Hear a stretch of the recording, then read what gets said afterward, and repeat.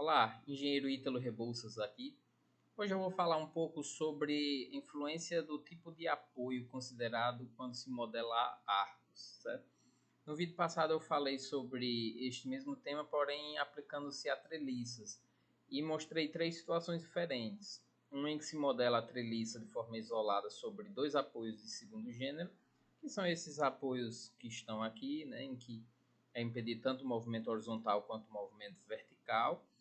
Mostrei também a situação da treliça com um apoio do segundo gênero e um apoio do primeiro gênero, como está representado também nesse arco. E mostrei a situação em que a treliça está apoiada sobre o próprio pilar, sobre a própria estrutura que vai estar o suportando. E comparei os três, percebemos que no caso da treliça, esta situação aqui, esta simplificação, ela não é adequada. Se quer saber por que, procure lá o vídeo, certo? Mas eu vou analisar agora a situação de um arco. Será que qual modelo é o mais adequado? Algum dos dois modelos representa adequadamente a situação do arco? E, embora eu esteja apresentando um arco formado por apenas uma barra, né, um arco simples, isto aqui também se aplica no caso de arcos treliçados, né, muito comum em muitas coberturas de ginásio, certo? E vamos lá, vamos analisar os três modelos no que se refere ao arco e ver como eles se comportam. Mas primeiro precisamos entender que o arco ele funciona primariamente a compressão, enquanto que a treliça funciona a flexão. Pode sim surgir uma flexão no arco, dependendo de como seja o carregamento a ele aplicado, mas o esforço primário é o esforço de compressão. Sabe? Antes de analisarmos os esforços internos, eu vou mostrar como fica a deformada desse arco, considerando os dois modelos. Observamos aqui claramente que o primeiro modelo ele não é adequado, apenas observando a deformada. E uma dica que eu dou, não se aplicando apenas nesse caso. Sempre que calcular uma estrutura, veja a deformada dessa estrutura. Muitas vezes, ao olhar a deformada, você consegue identificar certas coisas que você tem feito, certa modelagem inadequada. A deformada ela nos mostra se a estrutura está se comportando da forma como nós previmos ou não. Então, voltando aqui para o caso particular, nós observamos que o arco ele não está se comportando de forma adequada quando nós colocamos um dos apoios do segundo gênero. Temos um fator aqui de deformação de 6,6, mas nós colocamos um fator de 1, nós ainda assim vemos que esse não é um comportamento adequado para um arco, né? Ele está abrindo aqui. Então é simples entender por que isso acontece. Como o arco espera-se que ele trabalhe predominantemente a compressão, na extremidade dos apoios nós temos uma compressão inclinada, a não ser que o arco ele seja muito alto, de forma que aqui ele chegue com uma inclinação vertical. Mas geralmente não é o caso, ele chega com uma inclinação. Significa que essa compressão ela tem uma componente vertical e uma componente horizontal. Neste caso aqui, como nós modelamos como apoio de primeiro gênero, o apoio não tem capacidade de suportar a componente horizontal e ele simplesmente abre, ele se desloca. E aí esse arco, que deveria trabalhar primariamente a compressão, ele passa a trabalhar a flexão. Vamos ver aqui os esforços de compressão. Nós vemos que o segundo ele está bem adequado, né? O arco está trabalhando bastante a compressão. No primeiro, ele não está trabalhando de forma adequada. Boa parte do arco não está praticamente sujeita a esforço de compressão. Esforços muito pequenos. E quando nós olhamos o diagrama de momentos fletores, nós vemos que o arco de cima está trabalhando primariamente, principalmente a flexão, enquanto o de baixo tem flexão nula ou muito pequena que não chega a ser representado neste diagrama, certo? Quando nós vamos quando nós vamos para o modelo mais real, nós vemos um comportamento intermediário, porém mais parecido com o segundo. Vamos lá, olhar primeiro esforço de compressão. Nós vemos que o terceiro modelo, que é o modelo mais realista, ele se aproxima no que se refere aos esforços de compressão do arco, se aproxima do segundo, né? Nós temos aqui na extremidade de 22,6 para 23,1, que é uma aproximação razoável. No topo, nós temos de 18,1 para 18,8, também bastante razoável.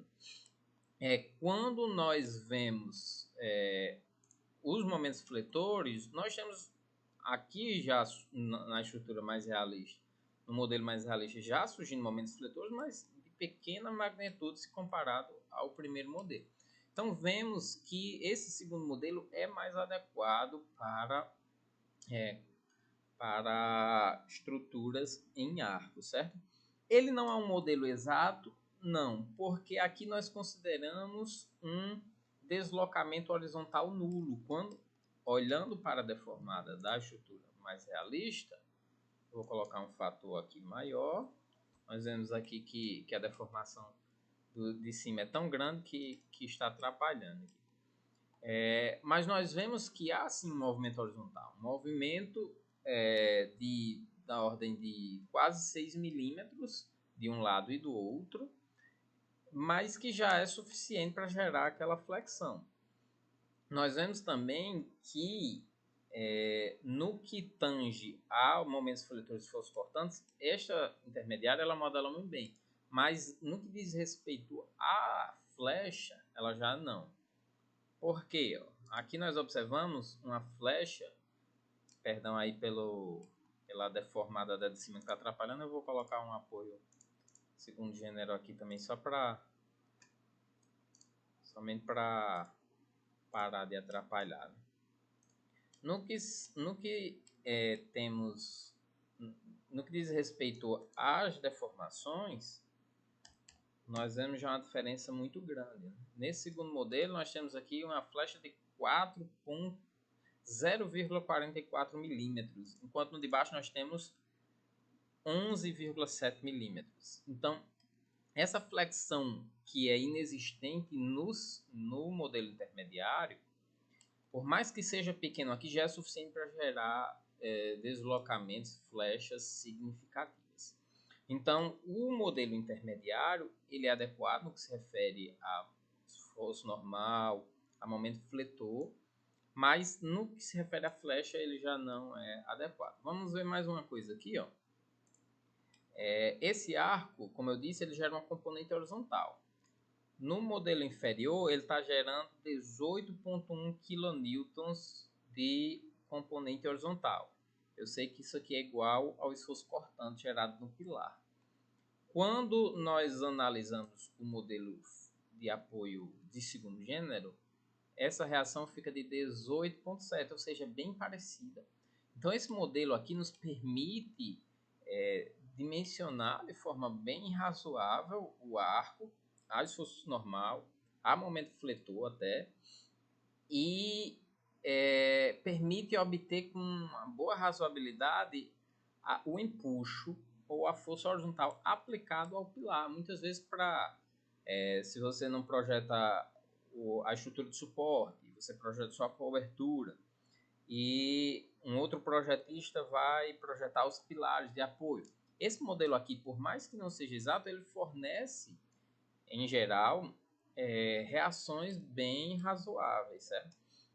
Quando que esse modelo aqui ele vai ser realmente bem realista, bem fidedigno? Bem, aí ele vai ser bem realista numa situação como essa, em que eu tenho o arco chegando diretamente numa rocha ou numa fundação. Fundação essa que deve ter sim um apoio horizontal.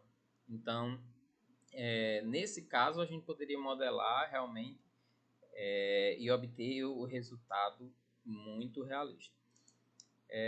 Voltando para o F2, então, só resumindo, este modelo é adequado em geral para obter os esforços normais. Ele vai, digamos assim, ser um pouco contra a segurança no que se refere aos momentos fletores, e ele não é adequado para a determinação da flecha. mas para um cálculo preliminar, ele é muito mais adequado do que o primeiro modelo, que não representa fielmente uma estrutura em arco, certo? Se gostou desse vídeo, curta, compartilhe e comente um determinado tema que você gostaria que eu falasse, que assim que possível eu respondo.